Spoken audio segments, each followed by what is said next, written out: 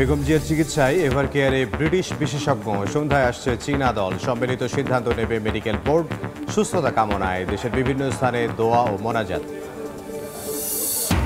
সংস্কার ছাড়াই ক্ষমতায় যেতে চাই লোভীরা, অভিযোগ ৮ দলের। আগে গণভোটের দাবিতে এবার রংপুরে সমাবেশ। ফ্যাসিবাদ রুখে দেওয়ার হুঁশিয়ারি।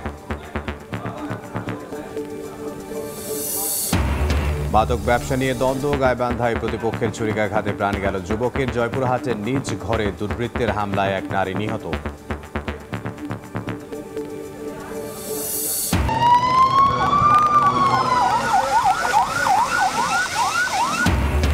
শাহ আমানত বিমানবন্দরে অগ্নি নির্বাপন মহড়া। কার্গো ভিলেজ এলাকার আগুন মাত্র 2 মিনিটে নিয়ন্ত্রণে। বাস্তব পরিস্থিতিতেও দ্রুত নেভানোর আশা fire ফাইটারদের।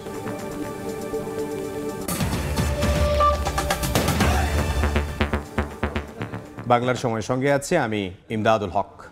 BNP chairperson Begum Khaleda জিয়ার চিকিৎসায় এখন এভারকেয়ারে যুক্তরাজ্যের বিশেষজ্ঞ রিচার্ড বিলি। সন্ধ্যায় আসছে চীনের চিকিৎসকের মূল দল। সম্মিলিত মেডিকেল বোর্ডের সিদ্ধান্তে বেগম জিয়ার পরবর্তী চিকিৎসার ধরন ঠিক করা হবে। বেগম জিয়াকে উন্নত চিকিৎসার জন্য বিদেশে নেওয়া সম্ভব হবে কিনা তাও ঠিক করবে মেডিকেল বোর্ড। দেশি বিদেশি চিকিৎসকদের সম্মিলিত প্রচেষ্টায় সুস্থ হবেন বিএনপি চেয়ারপারসন বেগম খালেদা জিয়া, এমন আশায় দলের নেতাকর্মী সহ সবাই। বুধবার সকালে ঢাকায় আসেন ব্রিটিশ চিকিৎসক ডক্টর রিচার্ড বিলি। হযরত শাহজালাল আন্তর্জাতিক বিমানবন্দরে তাকে নিয়ে 10:30টার দিকে সরাসরি হাসপাতালে যান বিএনপি নেতারা। এদিকে বেগম জিয়ার চিকিৎসায় অংশ নিতে আজই দেশে আসছে চীনের বিশেষজ্ঞ চিকিৎসকদের মূল দল। সম্মিলিত মেডিকেল বোর্ডের সিদ্ধান্তে বেগম জিয়ার পরবর্তী চিকিৎসার ধরন ঠিক করা হবে। বেগম জিয়াকে উন্নত চিকিৎসার জন্য বিদেশে নেওয়া সম্ভব হবে কিনা তাও ঠিক করবে মেডিকেল বোর্ড। হাসপাতালের ভেতরে বেগম জিয়ার নিরাপত্তায় কাজ করছে এসএসএফ ও পিজিআর। বাইরে নিরাপত্তায় আছেন বিজিবি, পুলিশ, র্যাব ও আর্ম পুলিশ ব্যাটালিয়নের সদস্যরা। আতাউর কাউসার, সময় সংবাদ, ঢাকা। চিকিৎসাধীন বেগম খালেদা জিয়া দেশের সর্বস্তরের মানুষের ভালোবাসায় সিক্ত। দোয়া ও মোনাজাতে বিএনপি চেয়ারপারসনের রোগ মুক্তি কামনা করেন তারা।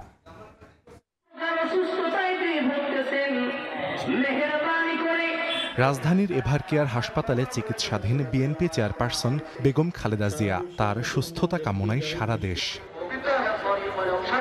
বেগম খালেদা জিয়ার রোগমুক্তি কামনায় গাজীপুরে কুরআন খতম, দোয়া মাহফিল ও বিশেষ মোনাজাত করা হয়েছে। এতে যোগ দেন দলীয় নেতাকর্মী সহ সাধারণ মানুষ। আমরা প্রত্যাশা করি যে 18 কোটি মানুষের এই দোয়া উনি ফেলবেন না। মহান আল্লাহ তাআলা আমাদের নেত্রীকে দ্রুত সুস্থ করে আমাদের মাঝে। দেশের এই ক্লান্তি লগ্নে ওনার মতো একজন আপসের নেত্রী, দেশের প্রয়োজনে, জনগণের প্রয়োজনে সুস্থ হওয়া প্রয়োজন। বিএনপি চেয়ারপারসনের সুস্থতা কামনায় চুয়াডাঙ্গায় হয়েছে বিশেষ নামাজ।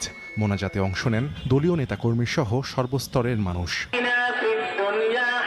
সাবেক প্রধানমন্ত্রীর রোগমুক্তি কামনায় দিনাজপুর ও চাঁদপুরে দোয়া মাহফিল হয়েছে। রাজনৈতিক মতপার্থক্য ভুলে বেগম জিয়ার জন্য সুস্থতা কামনা করেন বিভিন্ন রাজনৈতিক ও সামাজিক সংগঠনের নেতাকর্মী সহ সর্বস্তরের মানুষ।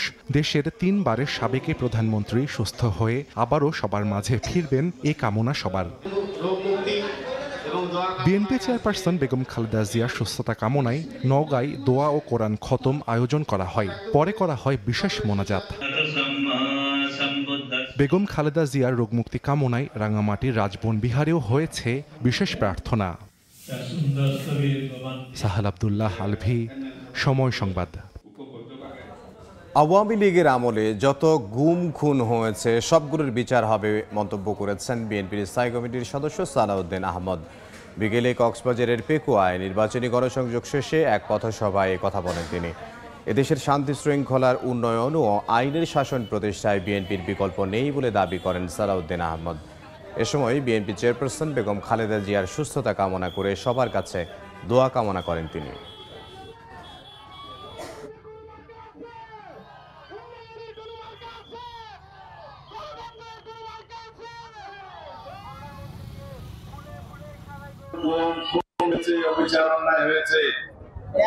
সমস্ত কিছুর বিচার হবে ইনশাআল্লাহ। আমরা শান্তি চাই, আমরা উন্নয়ন চাই, আমরা দেশের অগ্রগতি চাই। এই দেশে গণতন্ত্রের মার্কা কি? সংস্কার ছাড়াই ক্ষমতায় যেতে অস্থির হয়ে গেছে এক শ্রেণীর ক্ষমতা লোভীরা।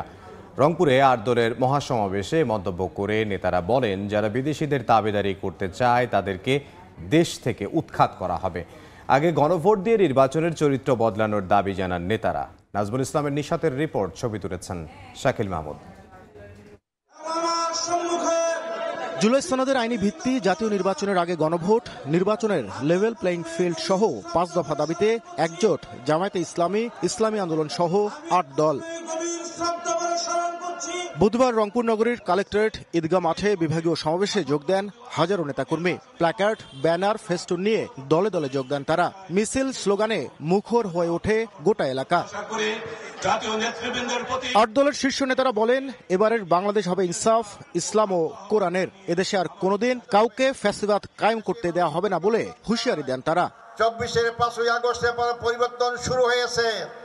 সেই পরিবর্তনকে স্থায়ী রূপ দিতে হলে আগামী নির্বাচন আপনার মূল্যবান ভোট, মূল্যবান জায়গায় আপনাকে ফেরত চিড়ে মারতে হবে।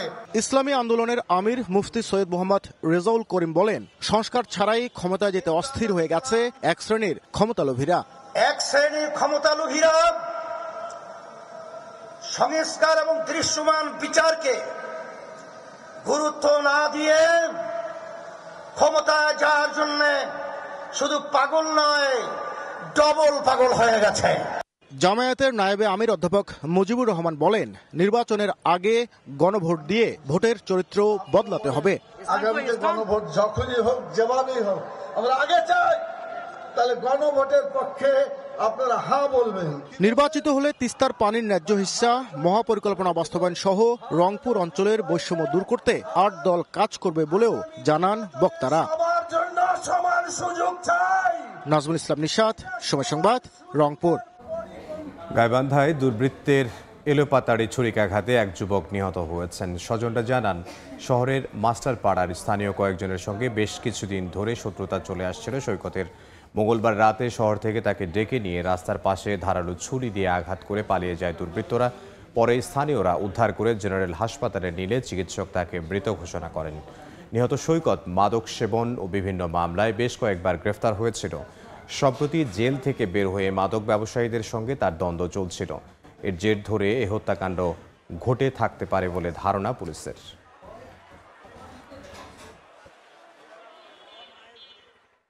জয়পুরহাটে নিজ ঘরে দুর্বৃত্তের হামলায় প্রাণ গেছে এক নারীর, আহত হয়েছেন তার ভাতিজি।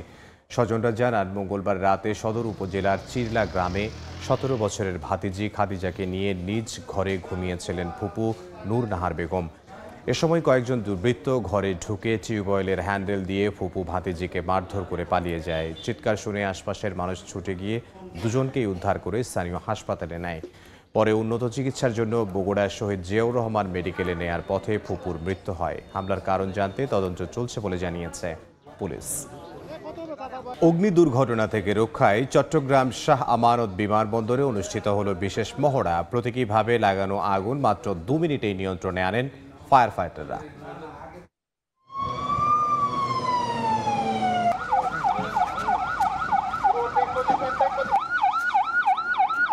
কার্গো ভিলেজের পাশে ধাও ধাও করে জ্বলছে আগুন। তড়িঘড়ি বিমানবন্দরের নিজস্ব 3টি ও বিমান বাহিনীর ফায়ার সার্ভিসের 1টি ইউনিটের মাত্র 2 মিনিটের চেষ্টায় নিয়ন্ত্রণে স্বস্তি ফিরে বিমানবন্দরে। তবে এটি প্রতীকী অগ্নিকাণ্ড। চট্টগ্রাম শাহ আমানত বিমানবন্দরে অনুষ্ঠিত হলো অগ্নি দুর্ঘটনা থেকে রক্ষায় বিশেষ মহড়া। গত 18 অক্টোবর আগুনে পুড়েছে ঢাকায় হযরত শাহজালাল বিমানবন্দরের আমদানি রপ্তানি পণ্য রাখার কার্গো ভিলেজ। আর তাই আগুনের দুর্ঘটনা এড়াতে আগাম প্রস্তুতি হিসেবে এমন মহড়া। 1.5 মাস আগে ঢাকায় একটা অনেক বড় একটি ফায়ার ইনসিডেন্ট হয়েছে, যেটা সারা বিশ্বে একটা নাড়া ফেলে দিয়েছিল।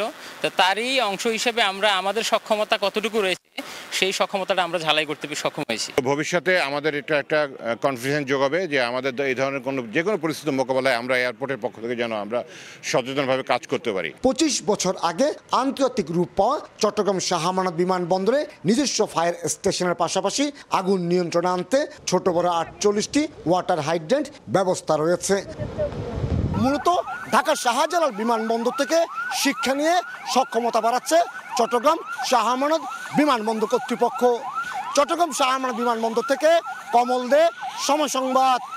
পানি কমে গেলেও বেড়েছে নদী ভাঙন। গত কয়েক সপ্তাহে মহানন্দার গর্ভে বিলীন হয়েছে চাঁপাইনবাবগঞ্জের সদর উপজেলার বেশ কিছু ফসলি জমি ও বসতবাড়ি। এলাকাবাসী বলছেন, গত কয়েক বছর ধরে ভাঙন প্রক্রিয়া চলমান থাকলেও এবছর তীব্রতা বেড়েছে। ভাঙন আতঙ্কে দিন পার করছেন অন্তত 9টি গ্রামের কয়েক হাজার বাসিন্দা। তবে পানি উন্নয়ন বোর্ড বলছে, মহানন্দা নদীর ভাঙন রোধে প্রকল্প হাতে নেওয়া হয়েছে। জাহাঙ্গীর আলমের পাঠানো তথ্য ছবি নিয়ে রিপোর্ট।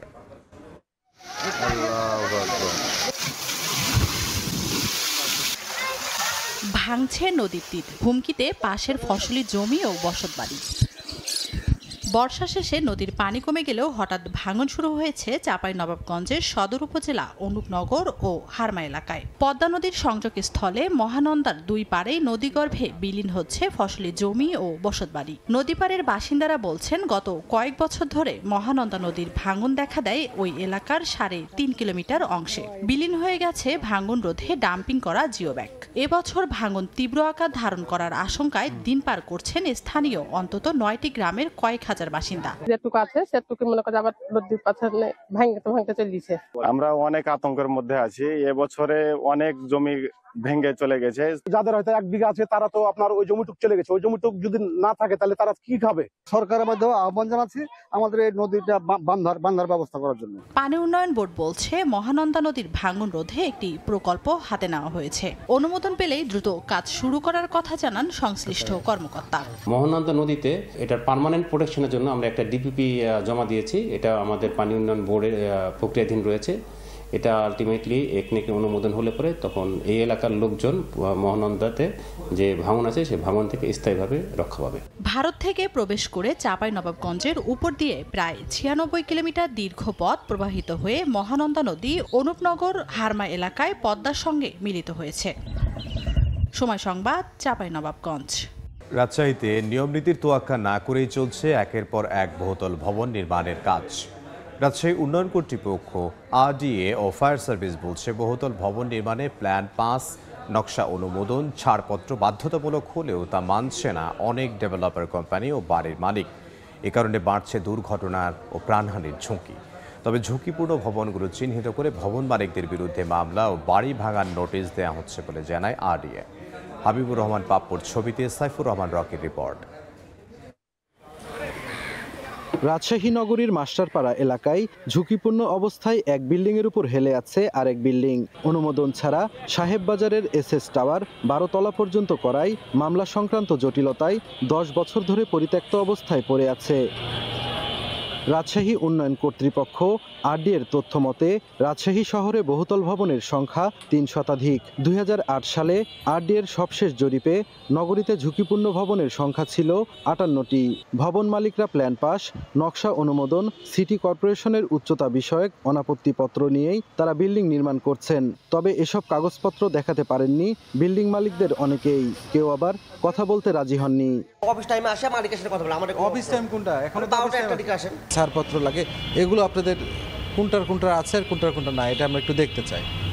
এগুলো বিষয়ে তো আমি নতুন জয়েন করছি, এগুলো আমার কাছে নাই। সবশেষ ভূমিকম্প আতঙ্ক ছড়িয়েছে নগরবাসীর মনে। তারা বলছেন, নিয়মনীতির তোয়াক্কা না করে গড়ে ওঠা বহুতল ভবনগুলো বাড়াচ্ছে দুর্ঘটনা ও প্রাণহানির ঝুঁকি। ভূমিকম্প যখন হয়েছিল তখন খুবই ভয় লাগছিল যে পড়ে যায় নাকি। ভয় তো সবসময় একটা কাজ করে, যে কখন কি হয় না হয় এটা সবাই জানে, তারপরে থাকে। নিয়ম নীতি কোনো বালাই নেই, ইচ্ছে মতন তৈরি করে রাখছে।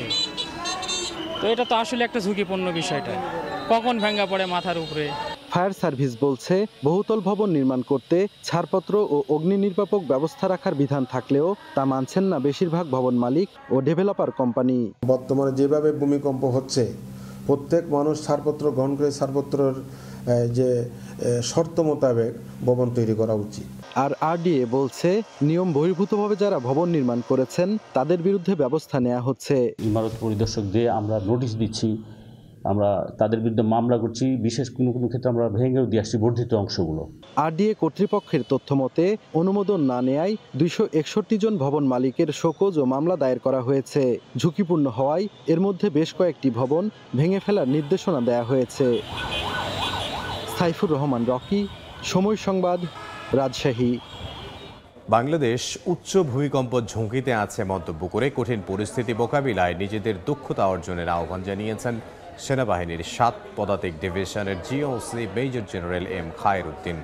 বরিশালে ৩ দিনব্যাপী ভূমিকম্প পূর্ব ও পরবর্তী করণীয় প্রশিক্ষণে এই আহ্বান জানান তিনি। বলেন, প্রতিটি দুর্যোগ প্রশমনে নিয়ন্ত্রক সংস্থাগুলোর দায়িত্ব আছে। প্রশিক্ষণের মাধ্যমে কেবল নিজে নয়, অর্জিত জ্ঞান সবার মাঝে ছড়িয়ে দিতে হবে। বাংলাদেশ সেনাবাহিনীর উদ্যোগে বরিশাল স্টেডিয়ামের ইনডোর এবং আউটডোরে হাতে কলমে এই প্রশিক্ষণ কর্মশালায় বিভিন্ন দফতরের প্রায় ৪০০ মানুষ অংশ নেন।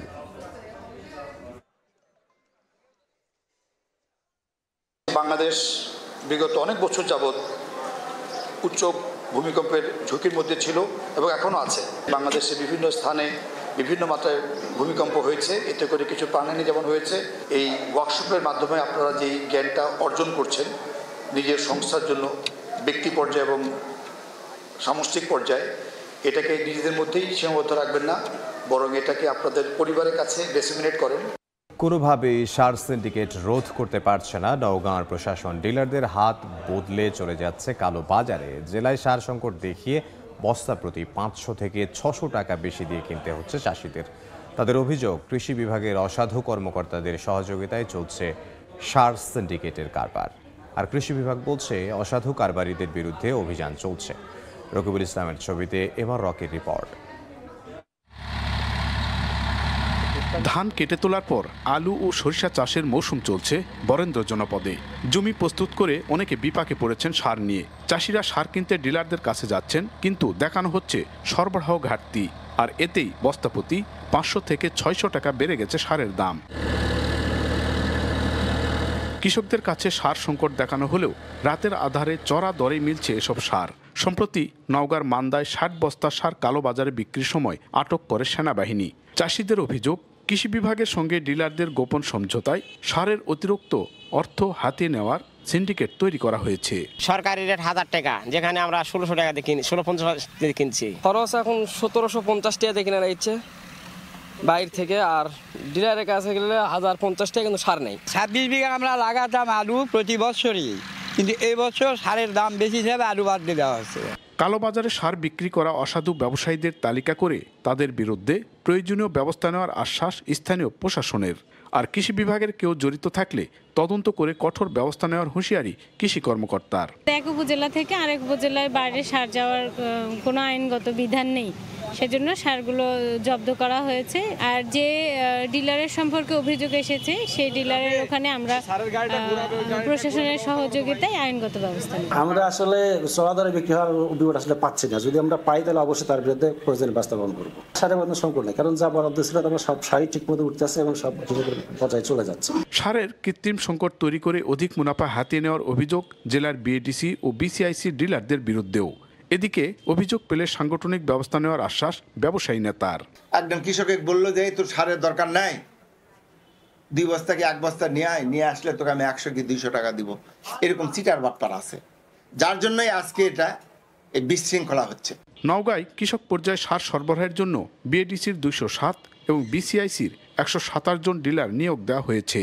জেলায় চলতি মৌসুমে 65,000 হেক্টর জমিতে সরিষা, 31,000 হেক্টর জমিতে আলু ও পেঁয়াজ চাষে লক্ষ্যমাত্রা ধরা হয়েছে। আর এজন্য ব্যবসায়ীরা সরকারের ঘর থেকে নভেম্বরে সার উত্তোলন করেছে 43,800 মেট্রিক টন। নওগাঁর জলছত্র মাঠ থেকে এমআর রকি, সময় সংবাদ।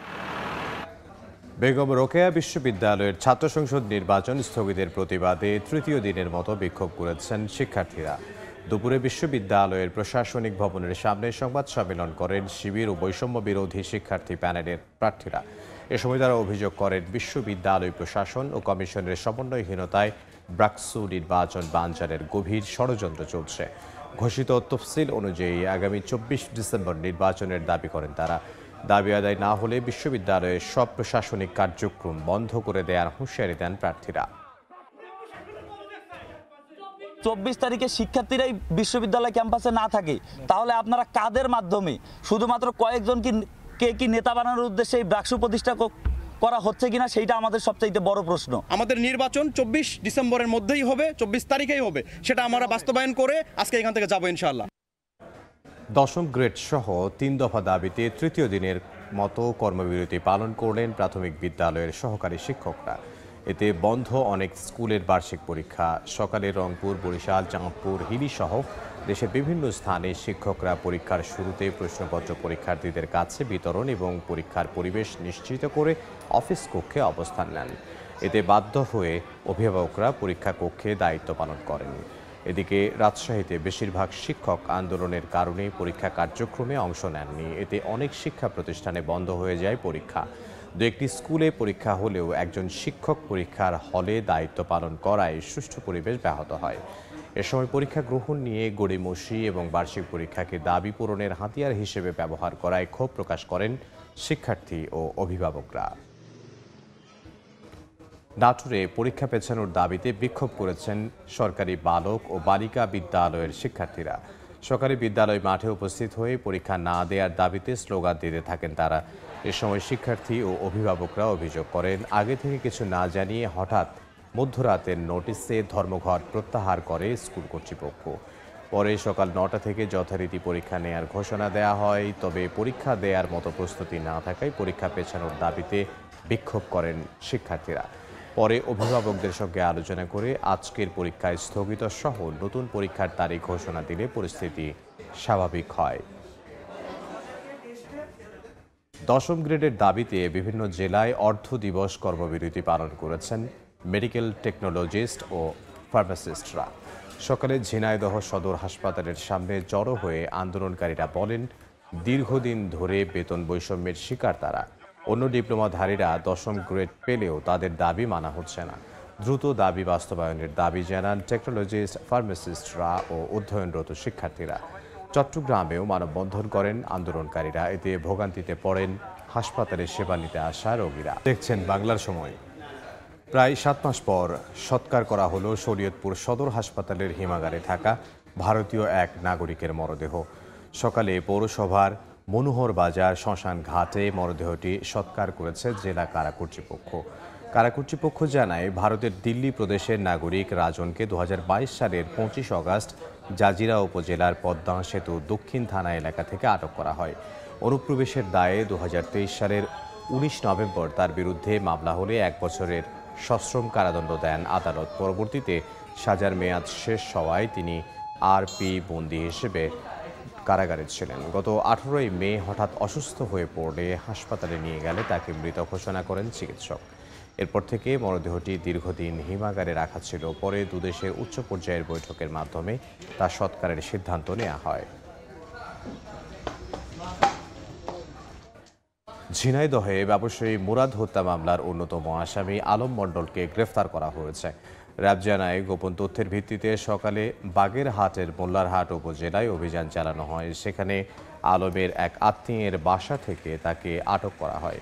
গত ২৮ নভেম্বর রাতে ব্যবসায়ী মুরাদের সঙ্গে আলম মণ্ডলের কথা কাটাকাটি ও হাতাহাতি হয়। এরই জেরে পরদিন দুপুরে আলম মণ্ডলের ছেলে তার লোকজন নিয়ে মুরাদকে কুপিয়ে ও পিটিয়ে হত্যা করে। এ ঘটনায় ওই রাতেই তার স্ত্রী বাদী হয়ে সদর থানায় হত্যা মামলা করেন। দেখছেন বাংলার সময়। কক্সবাজার সমুদ্র সৈকতের বালিয়াড়িতে উঠে এসেছে এক বিশাল প্লাস্টিক দানব। আসলে এটি এক ভাস্কর্য, যা তৈরি করা হয়েছে সমুদ্র উপকূল থেকে সংগ্রহ করা পরিত্যক্ত প্লাস্টিক বর্জ্য দিয়ে। প্লাস্টিক দূষণ প্রতিরোধে সবাইকে সচেতন করতেই এমন উদ্যোগ।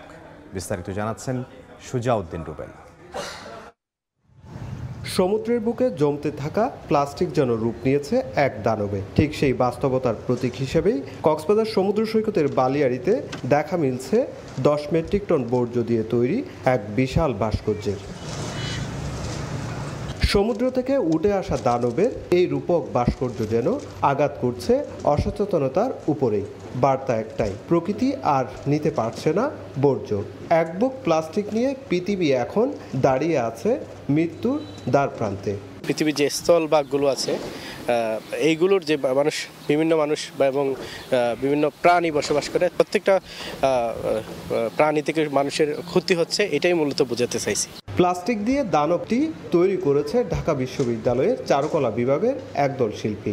এতে তারা প্লাস্টিক বর্জ্যের পাশাপাশি ব্যবহার করেছেন বাঁশ, কাঠ, পেরেক ও আঠা সহ আরও কয়েকটি উপকরণ। এটির উচ্চতা ৪৫ ফুট। ১৫ দিন এটি বানাতে কাজ করেছেন ৫ জন শিল্পী সহ ১২ জন। পর্যটন মৌসুমে কক্সবাজারে প্রতিদিন ভিড় করছেন হাজারো পর্যটক। অনেকে প্লাস্টিক বোতল, পলিথিন কিংবা খাবারের প্যাকেট রেখে যান সৈকতে। সেগুলোই শেষ পর্যন্ত গিয়ে পড়ছে সমুদ্রে। ক্ষতিগ্রস্ত হচ্ছে জীববৈচিত্র্য। এজন্য প্রাণ প্রকৃতির দূষণ রোধে সচেতনতা সৃষ্টিতে নির্মিত হয়েছে ভাস্কর্যটি। বর্তমানে যে এই যে দুরারোগ্য ব্যাধি যে মুখোমুখি আমরা হচ্ছি, এটার মূল কারণই কিন্তু প্লাস্টিকটা রিসাইকেল হয়ে মাইক্রোপ্লাস্টিক আকারে আমাদের শরীরে আসতেছে। প্লাস্টিকটা এমনই যে আমরা যদি ডে বাই ডে এরকম ইউজ করতে থাকি, ইউজ করতে থাকি, যত্রতত্র ফেলতে থাকি, সে পৃথিবীটাকে এরকম ক্রাশ করে ফেলবে। অনেক টুরিস্ট আসে, জিনিসটা বানাইছে অনেক সুন্দর হয়েছে।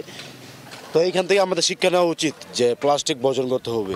প্লাস্টিকের দানবের পাশাপাশি বালিয়াড়িতে প্রদর্শিত হচ্ছে নানা চিত্রকর্ম, যা কক্সবাজার সমুদ্র সৈকতের সুগন্ধা পয়েন্টে এই প্রদর্শনী চলবে আগামী 3 মাস। আমরা 2022 সাল থেকে 5 লক্ষ মেট্রিক টন আমরা কিন্তু সামুদ্রিক প্লাস্টিক আমরা কি করেছি, রিসাইকেল করতে সক্ষম হয়েছি।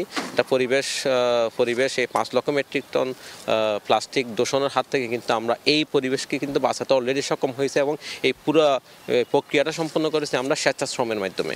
গেল 3 বছরে কক্সবাজার সমুদ্র সৈকত উপকূল থেকে সংগ্রহ করা 5 lakh metric ton plastic recycling করা হয়। সুজাউদ্দিন রুবেল, সময় সংবাদ, কক্সবাজার। বাংলার সময়ের শীর্ষ সংবাদগুলো জানিয়ে দিচ্ছে আরও একবার। বেগম জিয়ার চিকিৎসায় এভার কেয়ারে ব্রিটিশ বিশেষজ্ঞ, সন্ধ্যায় আসছে চীনা দল। সম্মিলিত সিদ্ধান্ত নেবে মেডিকেল বোর্ড। সুস্থতা কামনায় দেশের বিভিন্ন স্থানে দোয়া ও মোনাজাত। সংস্কার ছাড়াই ক্ষমতায় যেতে চায় লোভীরা, অভিযোগ 8 দলের। আগে গণভোটের দাবিতে এবার রংপুরে সমাবেশ, ফ্যাসিবাদ রুখে দেওয়ার হুঁশিয়ারি। এবং মাদক ব্যবসা নিয়ে দ্বন্দ্ব, গাইবান্ধায় প্রতিপক্ষের ছুরিকাঘাতে প্রাণ গেল যুবকের। জয়পুরহাটের নিজ ঘরে দুর্বৃত্তের হামলায় এক নারী নিহত।